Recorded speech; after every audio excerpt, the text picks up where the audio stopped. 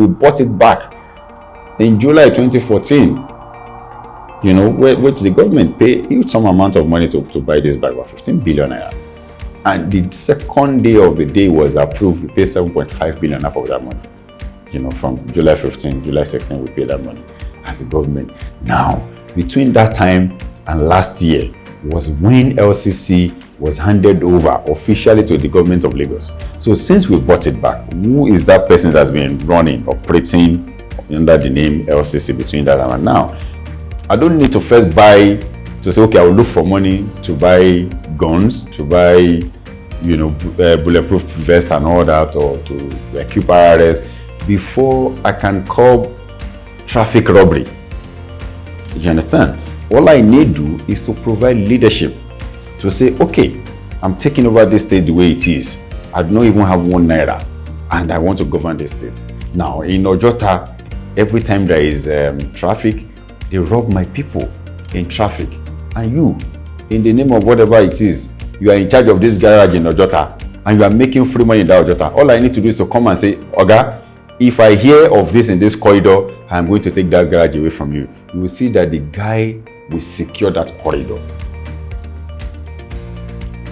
With that, I have not spent 1 naira. At the peak hour, he will send out his boys to be on that corridor, knowing fully well that he will be losing some fortune, and he will secure that corridor. You will see that there is nothing will happen in that corridor. And I mean, you can say they even know all the people, if they are not even the one doing it.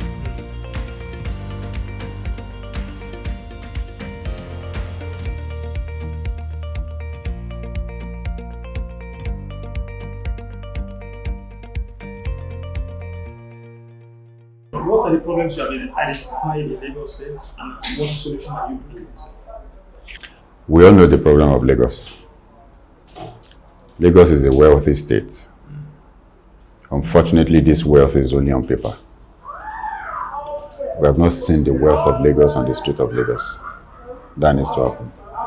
So that's enough problem on our hands. We go about to say we generate XYZ amount of naira on a monthly basis.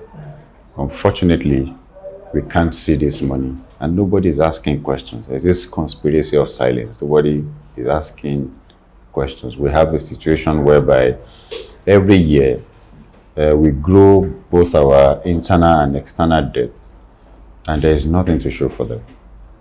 Every year we do a projection, you know, for revenue for our fiscal year. Every year we come to say we've done a budget which has performed to 85 to 90% in terms of revenue and expenditure. There's nothing to show for it, and nobody is asking any question. We say we have a state that is commercial nerve center of Nigeria. The moment it rains in the state of Lagos, what do we see? Flood everywhere. Of course, we do know that we are one of the sinking cities in the world. But I mean, what is the level of our preparation, you know, for a rainy season?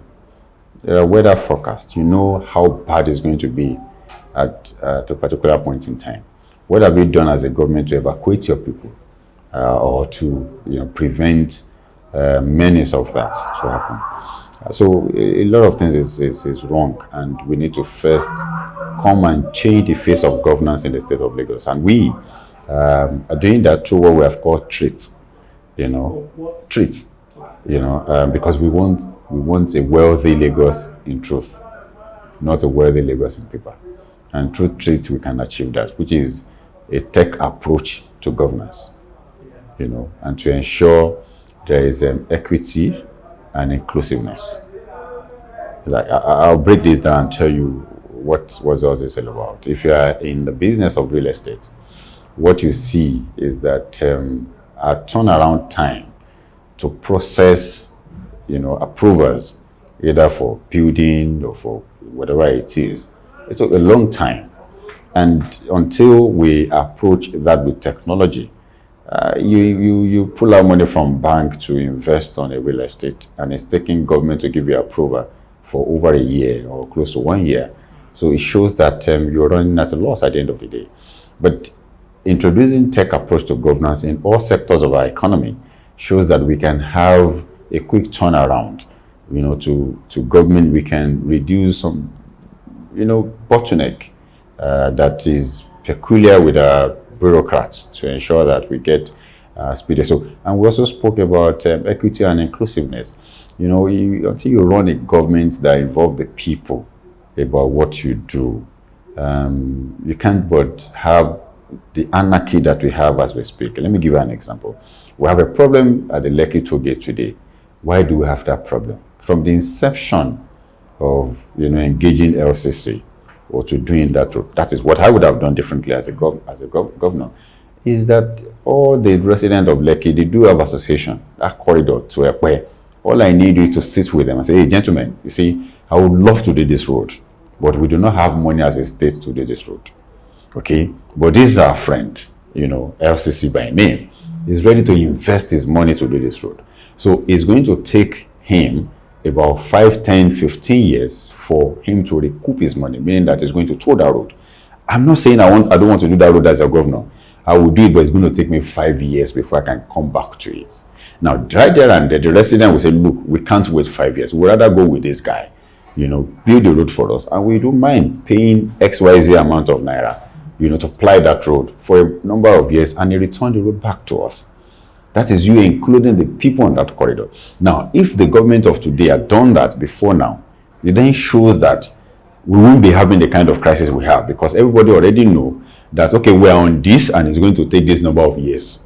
Okay, but because the whole thing is shrouded in secrecy, they don't want you to know who is behind the LCC, who is all of this. So everybody is blank out. That's why the people are coming to say, look, what is it about this Lekki toll gate? I'm not even talking about the crisis. I'm talking about, because don't forget, we're speaking about inclusiveness. I mean, being equity and include your people. But it's not happening. More so, this LCC of a thing, this Lekki toll gate of a thing, as a government, we bought it back in July 2014. Which the government paid some amount of money to buy this back, about 15 billion naira. And the second day of the day was approved, we paid 7.5 billion half of that money.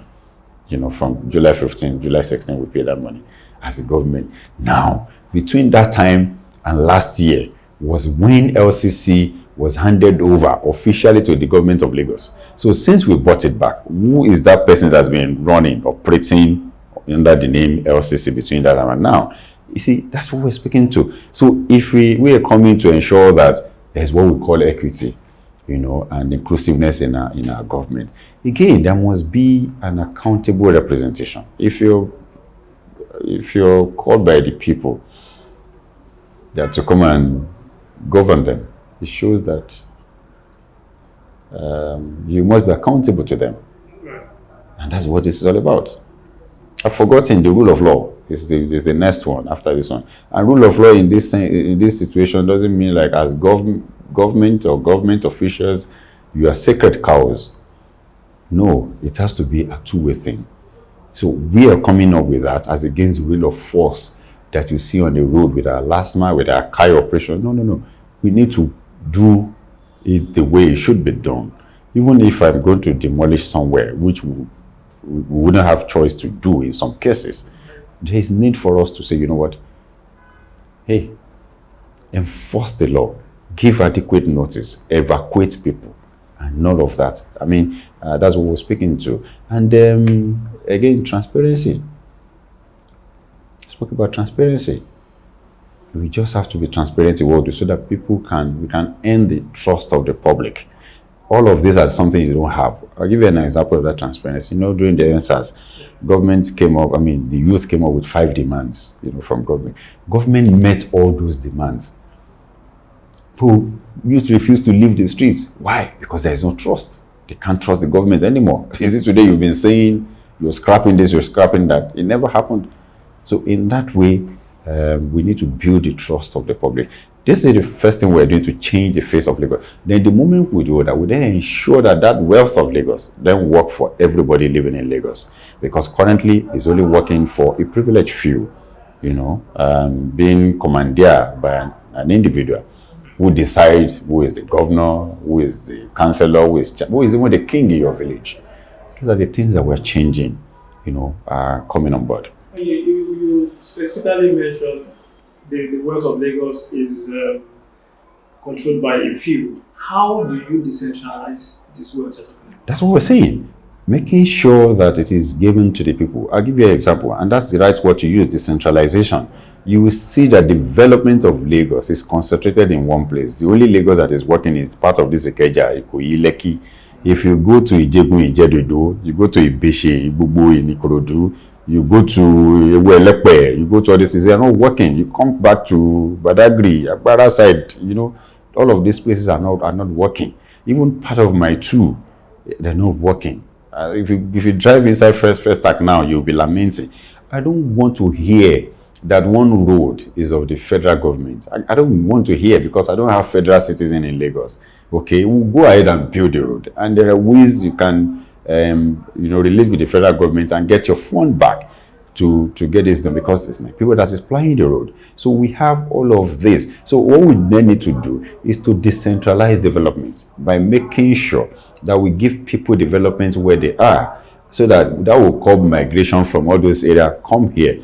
If you're conversant with Koi very well, I laugh with the people living in Banana Island, that axis. I live in that corridor. And I said, look, we're just deceiving ourselves. We're sitting on a keg of gunpowder here, because before you get to Banana, what you see on your left and right, there are threats.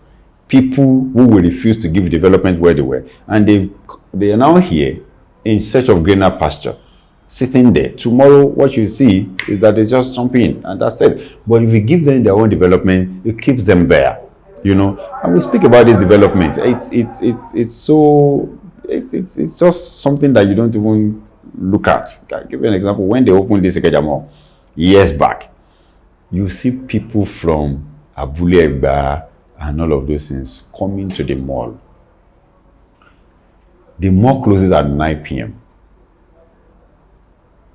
They will still be there and sleep there till the next morning. So everybody living around that place, you see some sort of harassment to people. What's the solution? Give them their own mall in Abulegba. They won't come here. I don't know if you understand. Give them their own development. I just use mall as an example. Just give them their own development where they are. There is nothing for them to come look for here. It's just like we're speaking about us going abroad. If we have what we want here, we have people who are citizens of America. They've never been out of the USA. In fact, some have never been out of their states to another state. Some don't even have passports because they don't need it.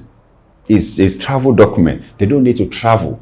Everything they want to see, everything they want to experience is within their reach. All the development they can speak about is within their reach. This is what we're speaking to. So it's about making sure that that money of Lagos work for everybody living in Lagos, irrespective of where you come from. In one of the interviews that I saw, you mentioned free education. Mm-hmm. How do you intend to make that happen?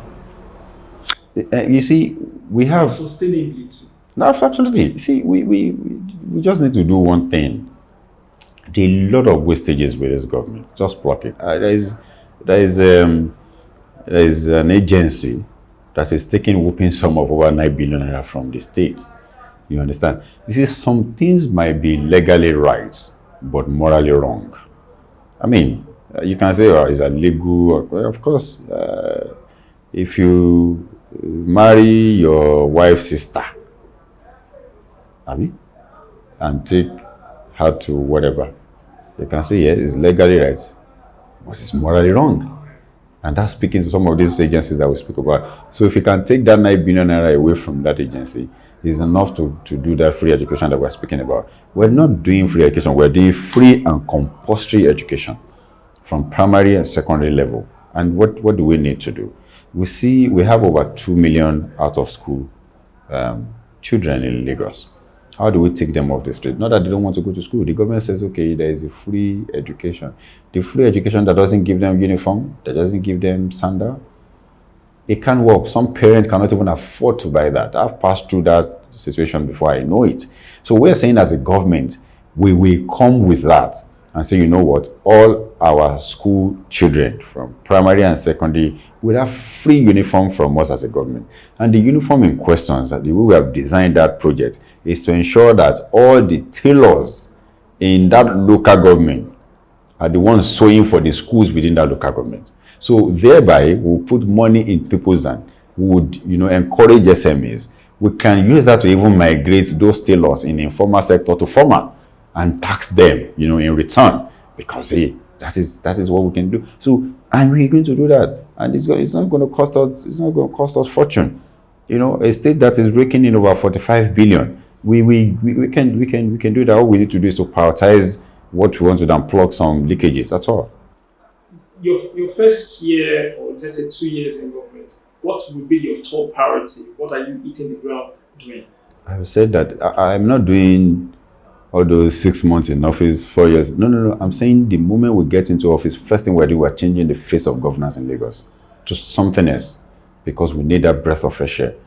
You understand? Say, you know what? Can we do something differently? And that's leadership. You don't need to, do any project. You don't need to. It's about coming out as a leader and say, you know what? There's a new sheriff in town. This is how we do things now going forward. You understand? That will first change so many things in Lagos. I'll give you an example. All of us sit in traffic. I don't need to first to say, okay, I will look for money to buy guns, to buy, bulletproof vest and all that, or to equip RRS before I can curb traffic robbery. You understand? All I need to do is to provide leadership to say, okay, I'm taking over this state the way it is. I don't even have 1 naira, and I want to govern the state. Now, in Ojota, every time there is traffic, they rob my people in traffic. And you, in the name of whatever it is, you are in charge of this garage in Ojota, and you are making free money in that Ojota. All I need to do is to come and say, Oga, if I hear of this in this corridor, I'm going to take that garage away from you. You will see that the guy will secure that corridor. With that, I have not spent 1 naira. At the peak hour, he will send out his boys to be on that corridor, knowing fully well that he will be losing some fortune, and he will secure that corridor. You will see that there is nothing will happen in that corridor. And you can say they even know all the people, if they are not even the one doing it. By showing leadership, that will stop without you investing on anything. So that's what I'm saying. What we need is somebody that will come and provide leadership. Even if there's a governor that is going to be in charge, we need is an independent governor that will take a decision with nobody saying, hey, why would you have done that? Come on, go and rescind. No, that is what we need, and that is what we represent. People believe, of course, there is the Godfather in Lagos, right? You are relatively, they are just coming to the mainstream, so to speak, for a lot of people in Lagos. Do you have backers? Do you have people who are also behind you, yes, who you are also going to be reporting to? Yes. People who, like what we already have with the yes. APC. Yes. So now what's the difference? I have. The difference is that the people of Lagos State, not an individual. Okay. These are my backers. These are the people I'll be reporting to. The generality of Lagosians. The people will ask, what is your track record? Oh. Where have you shown that leadership that you're talking about? In my business. Okay. Can you tell me? Of course, in my business. I set up my business as early as 2008. And that's my 31 year, I was 31 year of age at that time. And I've been able to grow the same business to the level that it is today. And since then I've been an employer of laborers, contributing my own quota in this economy. You understand? So, and my track record, again, I've been in that corridor, as somebody who sits with them, cook up policy that they execute. A lot of people that they elect into office, they can't even put one or two things together. Some of us at the background, I'll sit down to say, okay, this is how you go about this and all of that. So that I've done for a number of years, in that same corridor. And that afforded me that very rare privilege to understudy the entire structure and know more about governance of Lagos, now to say, yes, I can do this. What motivated you to politics in the first place? Look, if we don't stand up to it, nobody will. That's number one. Then number two, in my eyes, I've seen, apologies to those that are not from here, seeing people turning us to not even second-class citizens in our states. I mean, we're not saying we won't accommodate, but we're saying, look, there should be some reserved privileges for the owners of the land. And we just feel if we don't get involved, we just continue like this. APC has been ruling Lagos almost since forever. What makes you, and PDP has tried unsuccessfully. What makes you feel this time, this is the time? They've only been trying on their own. But this time, we're combining forces. Don't forget I was coming from APC. We're joining forces. So, we imploded APC and brought part of it to PDP. The party that has been doing 30% every election cycle. So the 25% they need to cross the threshold is what we have brought. So it is PDP year in 2023, and I'm going to be the governor. Why should every young person in Lagos, I mean, Lagos is like the tech of Africa. What should they expect from you? People in tech, for example, a lot of young people who are already not happy with what happened with NSAS. What should they expect from you to do differently? I just said to you, okay, that we're going to have a tech approach to governance. And if you look at our blueprints, which are going to be unveiled very soon, we're building tech hubs in all the divisions in Lagos. I mean, this is Lagos in 21st century. I mean, we can't be talking, I mean, this is Lagos. So that's the first thing that we're going to do. And that's part of the things that I said will change processes of, even in courts, not only, I use landed, what's it called at that time? The entire ecosystem of governance in Lagos has to be a tech approach that we're giving to it. And a part of our blueprint, if I can give you another snippet, is that we have a policy of, if I give you a stretch of this road for instance, as a contractor, to do, condition upon which for you to get this road is to show me a proof that you have engaged at least 30% of your workforce on these streets among the young people that we have there. That will be condition for me to give it out. Anything short of that, I'm going to give it to another company.